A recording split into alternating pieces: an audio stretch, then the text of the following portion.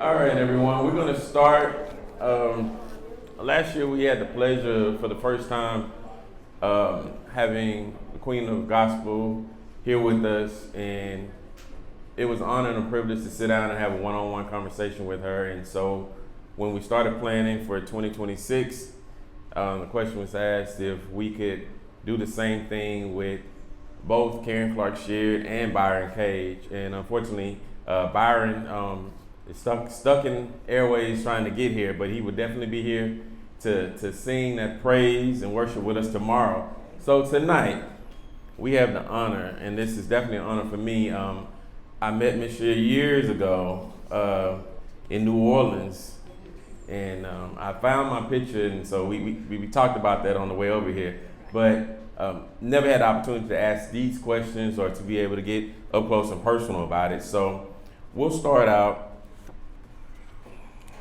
This is a good one.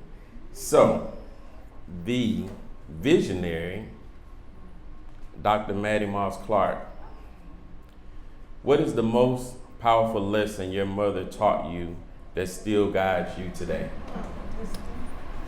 I can say to this day, I remember the words that she said to us all, that before you go before God's people, you got to make sure that you're right with God first, because you can't minister if you're not integral.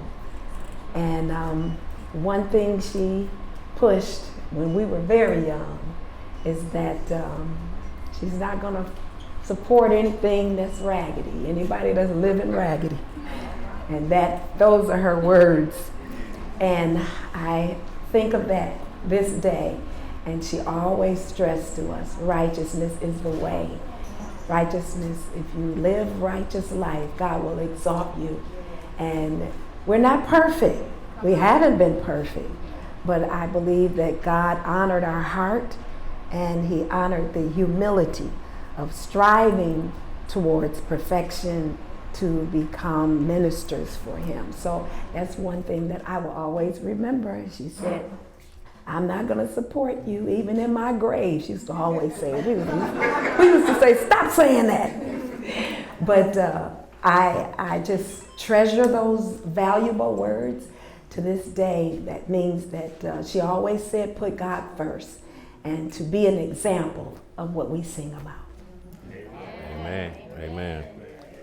Now, you have been, I could say, an idol, or maybe someone that a lot of R&B singers look up to. The list goes on, the Beyoncés, the Jennifer Hudsons. Me? Yes, you. And my question goes into your vocal style.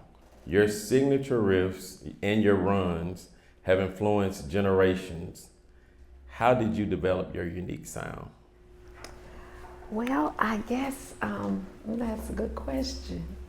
But I do, of course, everything that comes out of my mouth, I give credit to God.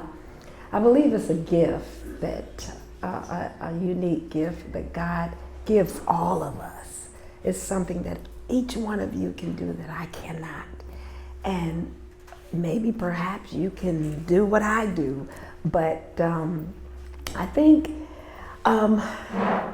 it's a gift. I so often say, my sisters literally tell me that I turn into Michael Jackson when I'm on stage, and I'm a different person when we're just chilling. And it seems like when I get on stage, my focus is towards doing my best for God, doing my best. If he gave me the gift, why not use it? And in the back of my mind, I could hear my mother also saying, is that if you don't use that gift, you cannot prostitute God's gift, because he give and he taketh away. And I always remember those God-fearing words, is that I'm going to do my best. She said, give God your best, because you're ministering to the best. That's God's people. So I have to give credit to God for the gift. When I was, that's what my mom told me, is that when I was 5 years old, she put me on the stage singing, and ever since then, I've been singing. I never had like voice lessons, so that's a gift from God. You got to give God the credit. I remember being in school, and maybe many people do not know this, but I remember being in school. I think I was like about in the 10th grade, and I had a music teacher, and she would pull me out for all of the Negro spirituals. I'm like, why she keep pulling me out? She said, you're my soulful princess, come on over here. And to that day, I never knew that those words that she said to me, she declared in my life when she said princess. That was a part of the being adopted to the royal family. Yes. So I connected it all and said, wow, I never knew that it would come from someone whom I don't even know her, but of being my teacher. But she declared it in my life. So I embraced it, and now I'm calling my daughter. I'm passing it down to her. She's the princess now. So. Yeah, that segues into my next question. Oh, wow. Yeah. So, working with Kiera, what is it like collaborating with your daughter? A lot of people have worked with their sons and their daughters, but to not only work with your daughter, but she's also a star in her own right, and she had the opportunity to play you in the movie. That's amazing. So talk a little bit about that. I'm so godly proud of Kiera. It was always my endeavor and my desire to take what my mom instilled in us and to pass it down from generation to generation. And my mother actually prayed for me while I was pregnant with Kiera. And when I had her, in my mind, I'm just thinking, I want to do the same as my mom did, set the pathway. We are supposed to be examples in front of our children. First, living right, and then if you support them. At first, I was scared because she wanted to be a nail technician. She didn't want to sing. And I said, now God, now wait a minute now. Did you give her something different? But I kept working with her, and I have to give some credit to Lisa Page Brooks. She was a member of our church.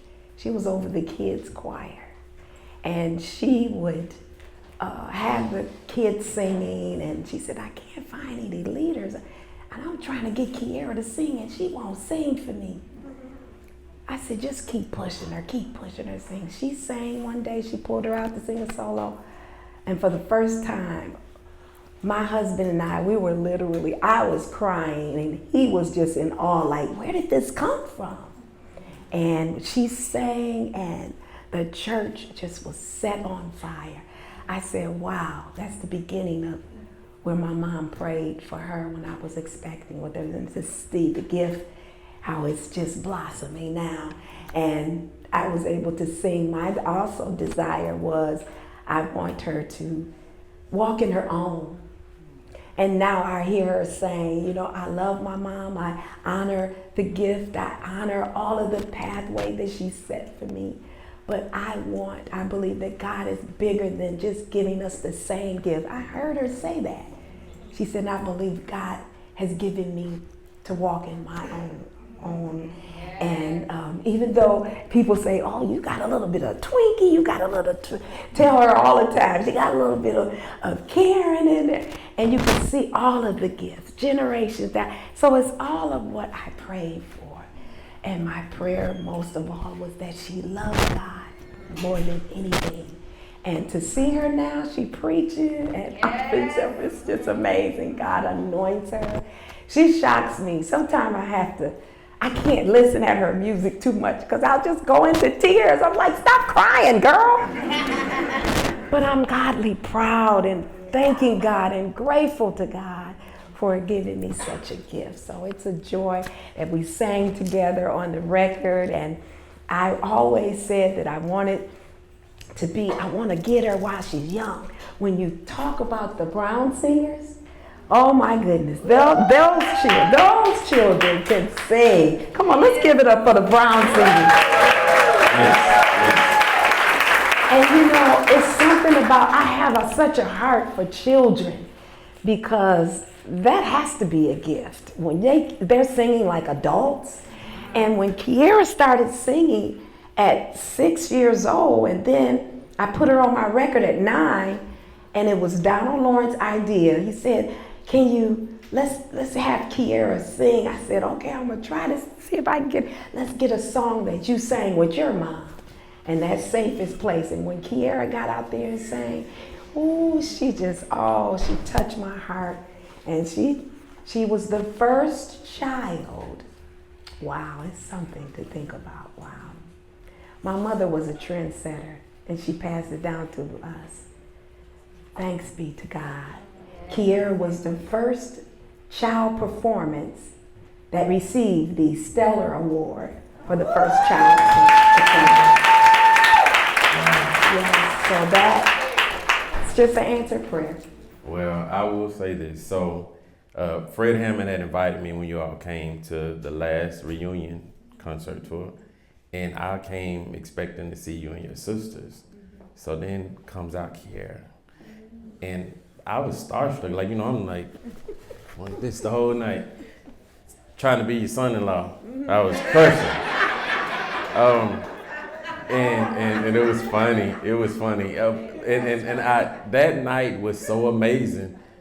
And I had never been to a show that was so, it was nonstop from beginning to end, right? At 10 o'clock, I was ready to go home. I had been there since like 6:30.